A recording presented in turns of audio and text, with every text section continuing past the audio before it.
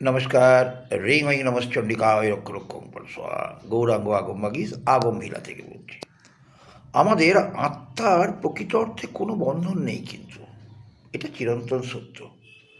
তাই তার কোনো মুক্তিরও প্রয়োজন হয় না, এটাও চিরন্তন সত্য। এই আত্মা হলেন পরমা প্রকৃতি, তাই তিনি সর্বদাই বন্ধন মুক্ত থাকতে ভালোবাসেন। তাকে প্রকৃতির কারাগারে ব্যতীত অন্য কোনো কারাগারে বন্দি করে রাখা যায় বলে আমার মনে হয় না। আমাদের যে মন আছে, এই মন আর আত্মা হলো একই কয়েনের এপিঠ আর ওপিঠ।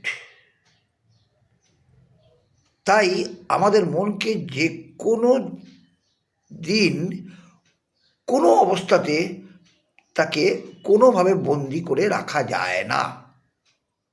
মন যখন ইচ্ছা যে অবস্থাতে যে কোনো জায়গায় স্বাচ্ছন্দ্যে সে চলাফেরা করতে পারে, এটাই আত্মার স্বভাব। বাকি সবই মায়ের ইচ্ছা। সবাই ভালো থাকুন, সুস্থ থাকুন, এই কামনা।